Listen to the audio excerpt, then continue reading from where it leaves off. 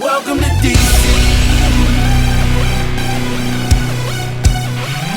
You know we're out at the USA Cup. You're taking it slightly, so I'm taking it slightly. Now you go act, oh, you gon' be right back. Well, we gon' be right here. We gon' be right here. We ain't going nowhere. Welcome to DC. DC, the home of Chuck Brown. Oh, you don't know the sound? Well, let me break it down. The G.O., the G.O. All right, this is the Big Douglas Show, and it is our first Opposition Wednesday show of the year. And for that, we brought in Mr. Daniel Popper, who covers the Chargers for The Athletic. Daniel, how are you today? Doing fantastic. Ready to watch and cover some real football. It has been a long time of talking about things that don't matter, so it is exciting to actually get some product on the field. Before we do that, I did a little bit of homework to get ready for our show today. Correct me if I'm wrong, but you are a proud Terp. Correct. Yeah, I went to University of Maryland, worked for the student newspaper there, the Diamondback. So very familiar with the DMV, and shout out to the Diamondback, all the student reporters working there and all the people that I worked with there, because that was really, my college education. That's where I learned how to be a reporter. That's where I learned how to write properly from some really great editors that were students at the time. So shout out to the Diamondback for sure. And you're not from that area originally, though. No, originally from outside New York City in Connecticut. Actually went down to the University of Maryland for journalism school, Philip Merrill College of Journalism.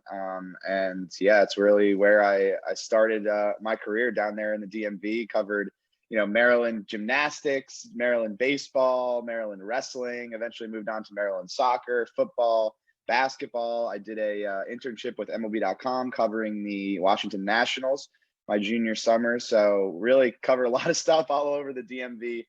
Definitely holds a special place in my heart down there. We are not averse to talking about food on the show. My understanding is you are a taco connoisseur. What's the best way to eat a taco? What's your go-to taco? So I'm a big carne asada guy. I love like a good marinated skirt steak taco, marinated flank steak taco. I've workshopped my own carne asada recipe out here in Los Angeles. You can go find it on my Twitter, but a lot of citrus, cilantro, and I actually found, I asked people on Twitter for their recipes, a couple secret parts of the marinade you can add in. A little soy sauce and a little bit of beer actually helps out the marinade a lot. But yeah, I'm a big skirt steak. Give me a little skirt steak, a little raw onion, a little cilantro, a little salsa verde.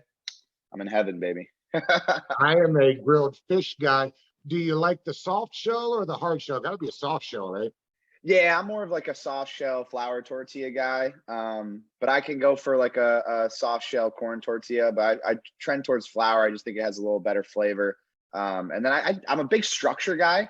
Like I feel like part of when I eat a taco, like the taste is obviously the most important thing, but the structure to me is also very important. Like I want to be able to take a bite, put it down and pick it back up. And I feel like with a hard shell, you take a bite and it crumbles everywhere and it loses its structure. I'm the same way with sandwiches, like you can make a delicious sandwich, but if you take a bite and the bread's sliding all over the place and it's falling apart, to me, that's not a great sandwich. So structure is important. Love that. That's my biggest pet peeve with some of these places that make humongous hamburgers. And by the time I'm done, I'm wearing the cheeseburger. I don't want to wear the burger. So I'm totally with you there. Daniel, when the teams face off on Sunday, had two defensive-minded head coaches. This is something new for the Chargers. They went offensive head coach for a while. I also think it was interesting. Both coaches will have beaten cancer too. I didn't realize that about Brandon Staley. He talked much about that. Yeah, he said actually on Monday that he never met Ron Rivera, but obviously looking from afar, just respects what he was able to do last year amid a pandemic and obviously going on his own cancer journey. Brandon Staley actually ended up beating cancer in his 20s. His mother passed away from breast cancer. His father also had cancer, and his aunt as well. So it's something that's really affected his family. And when you talk about sort of Brandon Staley's approach to life and to football, I mean, that's a big part of his approach, how much energy he has, how hard he works, how goal-oriented he is, how detail-oriented he is. I think a lot of that stems from what he's been through. And so there is a mutual respect there between Brandon Staley and Ron Rivera, even though the two have not really crossed paths before or don't really have much of a personal relationship. He's going to bring a 34 defense, right? What does that mean for Bosa? Is he that outside stand-up guy, or So he's going to be standing up a little bit more. The one thing about this defense, though, is it's technically a 3-4, but they mix up the fronts so often. Typically, what they'll do is when they go to sub packages, like if they go to nickel, they'll take a defensive lineman off the field and then basically move those edge rushers into more common defensive end 4-3 roles. When you look at it on tape, when they're in nickel, it almost always looks like a 4-3 and not really a 3-4. But the one thing about this defense is it's going to be moving parts. It's going to be very malleable. Derwin James is going to be playing all over the field. Joey Bosa is going to be doing a lot of different things. At the end of the day, for Joey Bosa, like, his job responsibility is getting after the quarterback, but they want him to be able to do a little more than that, just so it's in the back of the offense's mind, right? Like if you are watching tape and you see 65 plays and Joey Bosa is getting after the quarterback for 64 of them, but on one play he drops into the flat in his own coverage defense, all of a sudden you have to prepare for that in your game plan. And that's really the philosophy behind the defense. Let's move these really good premium defensive players all around the field so that opposing offenses have to deal with a lot, not just in the game plan during the week, but also in their pre-snap and post-snap reads. It'll be interesting to see what happens, Jackie. I can tell you from experience that when Washington played that 34 and they would drop one of those premier pass rushers, the fan base was just so irate that they would be dropping them into coverage. But it works. Yeah. It's important to mix it up a little bit. It's interesting. They've also brought in Joe Lombardi from the Saints. What kind of free range does he have with the new head coach to kind of do his own thing? And what kind of offense are they looking to run now?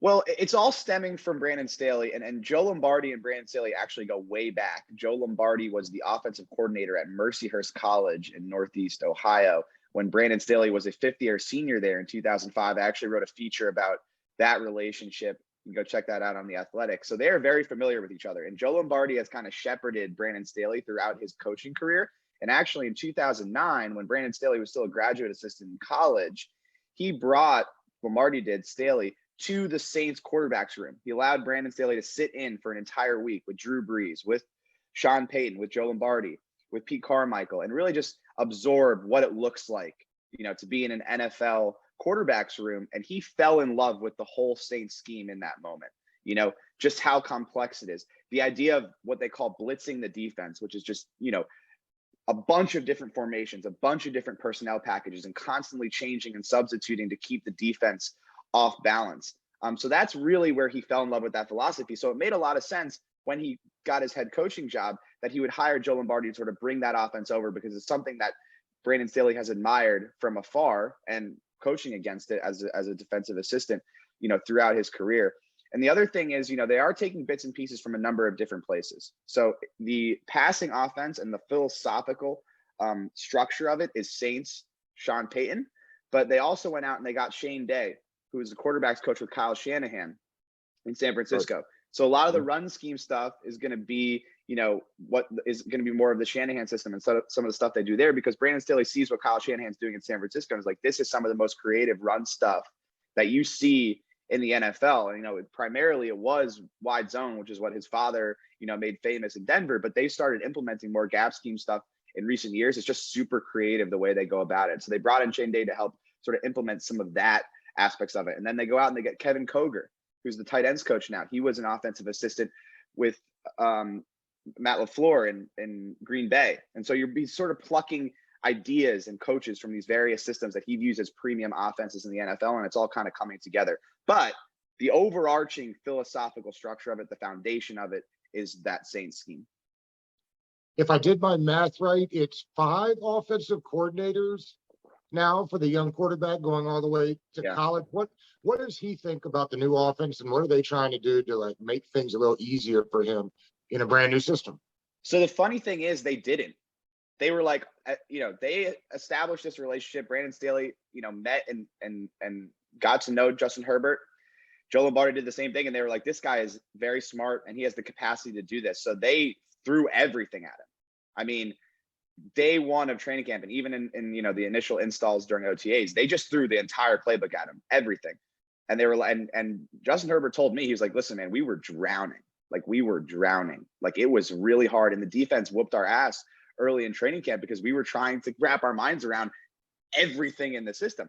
But you're talking about a 4.0 student in college, biology major, extremely, extremely intelligent human being, and Justin Herbert, not just football player. And so as time went on over training camp, he wrapped his mind around it. And he's actually further ahead now than he was last year in terms of his pre-snap stuff, in terms of what he's doing at the line of scrimmage. He's taking ownership of the offense. He wants to be the guy dictating the protections. Last year, it was, he was flipping it, right? It was like we're on the right side, let's flip it to the left side. We're on the left side, we're flipping it to the right side. Like he wasn't IDing the mic. He wasn't going the next, on the next level to sort of be that sort of, pre-snap quarterback that can really dictate protections. The center, Dan Feeney, was doing a lot of that. This year, he's taking it on himself. He removed his wristband about 10 days into training camp. And he really feels like, listen, I want to be the guy that's running the show at the line of scrimmage in terms of protection. So, they did not take it easy on Justin Herbert. They really tried to make it hard on him because they felt like he was capable of sort of mastering all of that. And I think he's very close to getting there. We'll see how it actually comes to fruition in real game action. I'm always confused about, like, I'll look at Eckler and not expect much, and then all of a sudden he's put up really big numbers. Tell me what it is about Eckler that I'm missing and why they love him so much there. His versatility, I think. He can line up all over the field, and he's an above average route runner for a running back. And it's not just wheel routes out of the backfield. You're talking about, slant routes out of the slot. You're talking about go routes and comeback routes on the outside. And then he's really hard to bring down. A lot of guys say that he's the strongest pound for pound player on the Chargers. He's a workout freak at his size. And so, you watch some tape on him. He's like a bowling ball. He very rarely gets taken down on first contact. And that's a really great trait to have as a running back. Extremely hard worker, super intelligent player, just in terms of his spatial awareness. And he had a great connection with Phillip Rivers, just in terms of leaking into the specific areas where Phillip could find him on checkdowns, little shovel passes. And then, he is so great after the catch. He caught 92 balls in 2019. Obviously last year had an injury, but that was the offense basically. It was right. Like, Phillip had no time to throw, and he would just check down to Eckler, and Eckler returned, a 2-yard reception into a 12-yard gain. But I think it's all of those things. It's versatility, it's run after the catch, and then it's just how strong he is. And I think the interesting thing with Eckler in this offense is, look over at the Saints. Who do they have over there at a running back who's very versatile, right? Alvin Kamara. And I think that they're going to use Austin Eckler in the same role. And a little fantasy plug here. I think Eckler is a top 3 fantasy back this year in a PPR league, 100%, no question about it.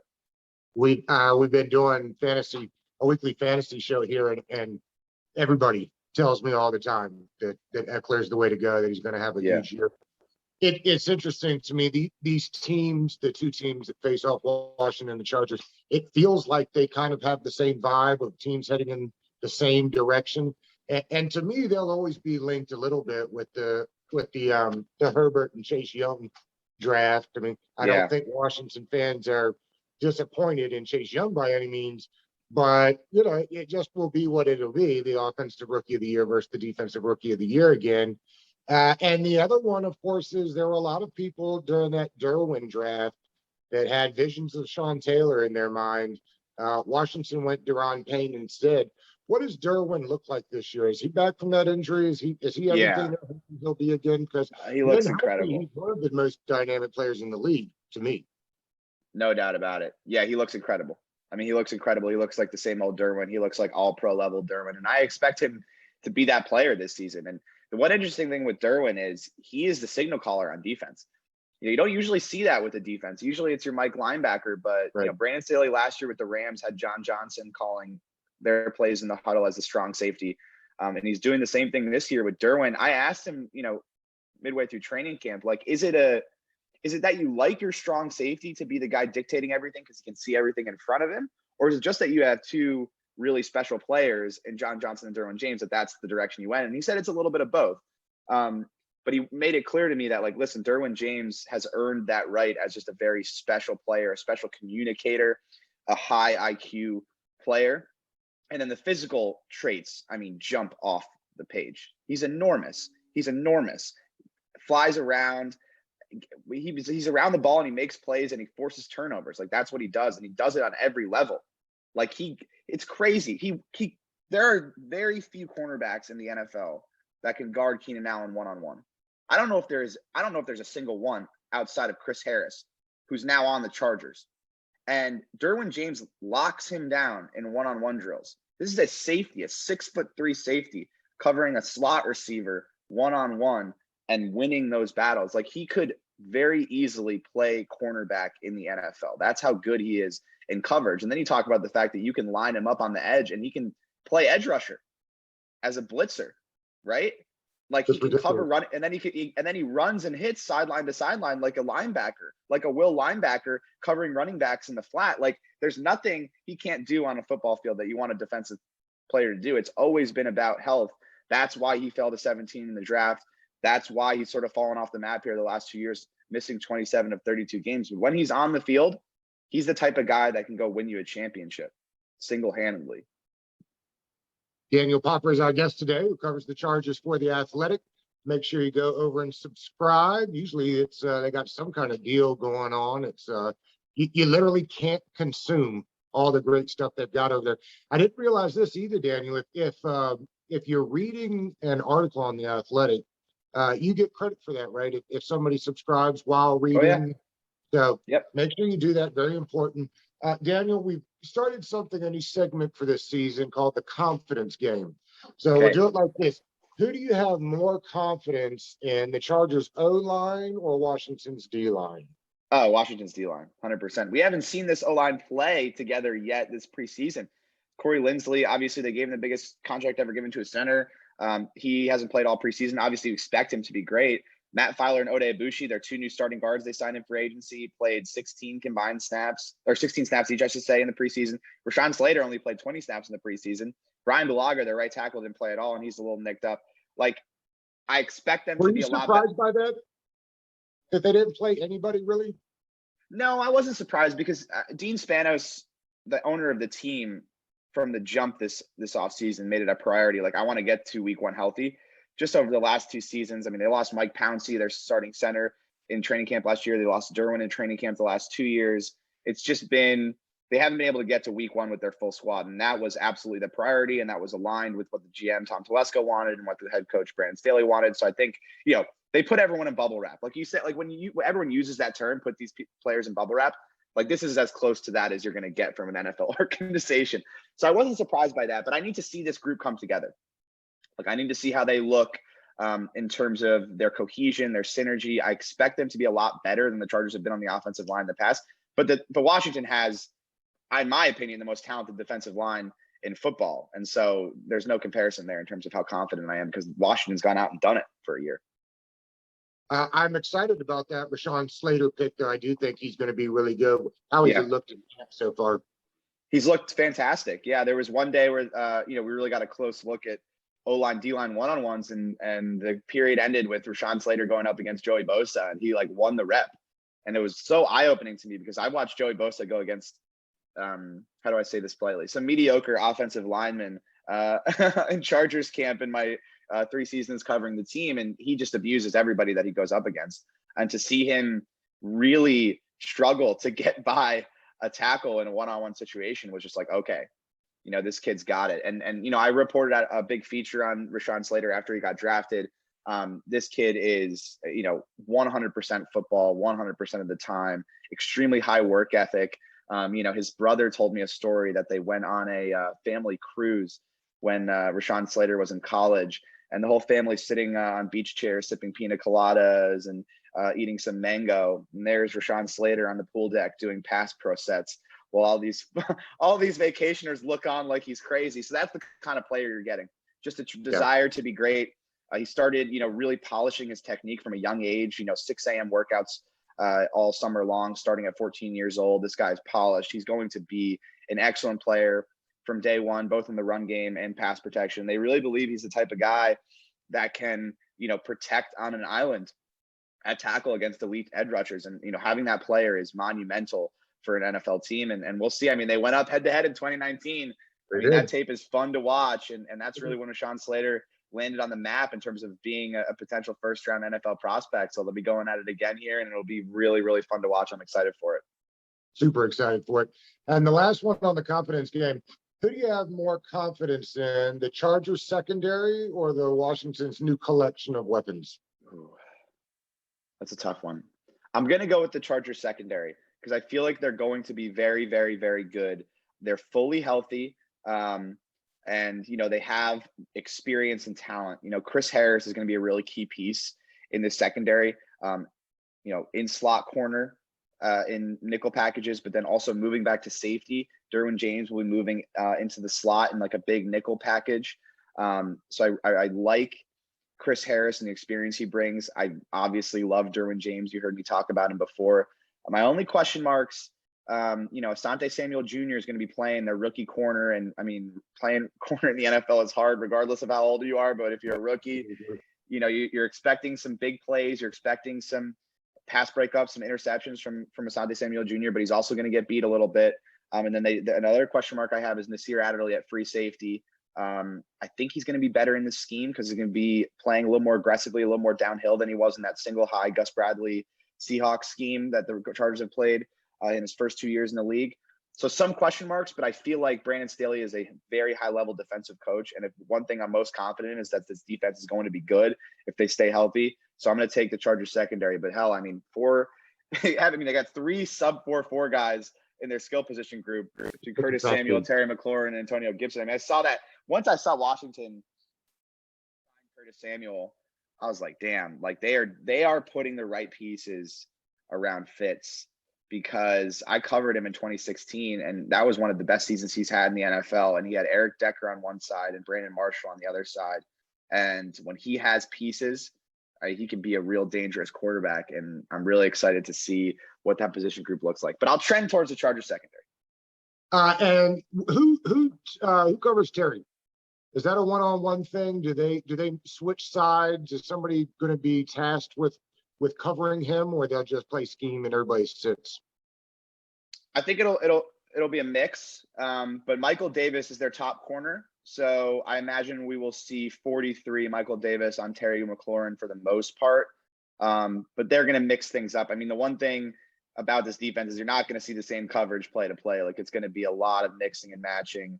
Sometimes they'll always start in their 2 high shell. Sometimes they'll rotate to cover 3 with a single high. Sometimes they'll play quarters. So it's a lot of different stuff they're going to throw out. So you're going to see a lot of blitzing. So I think it's going to be mix and match, but I think we'll see mostly Michael Davis on Terry McLaurin. And let's wrap with this, Daniel. What to you makes a good season for the Chargers this year?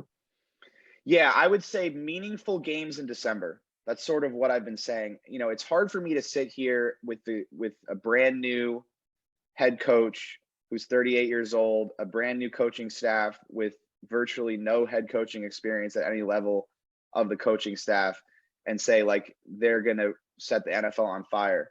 I think it's possible, but I think the range of outcomes are pretty large. Like I think the ceiling is a Super Bowl, but I think the floor is like sub 500, right? So I think if they are playing meaningful games in December, which is something they haven't done the last 2 years, and they're in the mix at that time of year, I think it's successful because you're building something and you're moving in the right direction. And that would mean that Justin Herbert is playing pretty well if you're sort of in the mix there in December. You want to throw out a score prediction for Sunday? Score prediction, I will say Washington 21, Chargers 17. There you have it. He is Daniel Popper. You can find him at Daniel R. Popper on Twitter. He's on The Athletic. Check him out. What you got coming up next? I actually have a big feature coming out on Thursday. It's about Justin Herbert and Keenan Allen and why they may be the next great quarterback wide receiver duo in the NFL. I had to sit down with Justin Herbert. I had to sit down with Keenan Allen, got a lot of good stuff on sort of their first season together, some inside info, a little behind the scenes look at that relationship. So I'm really excited for that story coming out Thursday. Very excited about that one and the NFL season. Danny, thanks so much for giving us some time today. This was fun. Of course. Thanks.